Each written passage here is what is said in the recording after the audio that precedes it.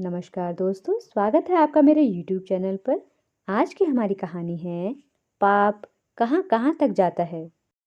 कहानी को शुरू करूं इससे पहले यदि आप चैनल पर नए हैं तो चैनल को लाइक शेयर सब्सक्राइब करना ना भूलें। तो चलिए शुरू करते हैं आज की कहानी।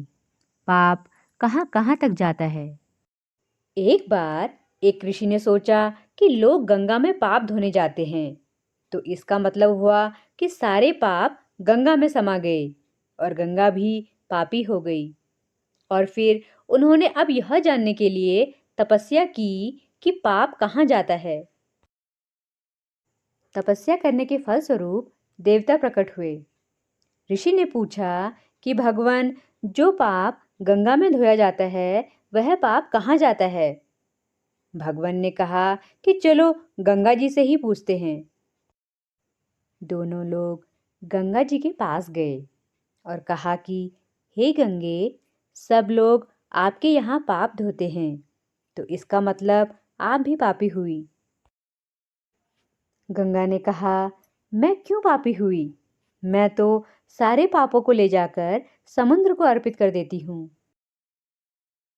अब वे लोग समुद्र के पास गए और कहा, हे सागर, गंगा जो पाप आपको अर्पित कर देती है, तो इसका मतलब आप भी पापी हुए।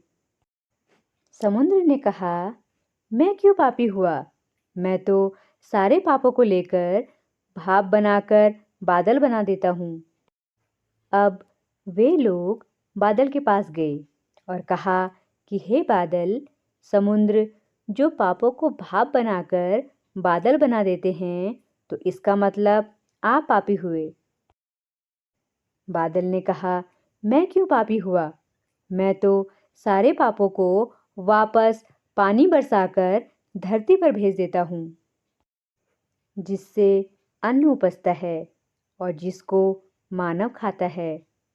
उस अन्न में जो अन्न जिस मानसिक स्थिति में उगाया जाता है और जिस वृत्ति से प्राप्त किया जाता है, जिस मानसिक अवस्था में खाया जाता है, उसी अनुसार मानव की मानसिकता बनती है। इसीलिए कहते हैं, जैसा खाए अन्न वैसा बनता मन। अन्न को जिस वृत्ति कमाई से प्राप्त किया जाता है और जिस मानसिक अवस्था में खाया जाता है, वैसे ही विचार मानव के बन जाते हैं। इसीलिए भोजन सदैव शांत अवस्था में पूर्ण रुचि के साथ करना चाहिए और कम से कम अन्न जिस धन से खरीदा जाए वह धन भी श्रम का होना चाहिए। कहानी पसंद आई हो तो चैनल को लाइक शेयर सब्सक्राइब करना ना भूलें।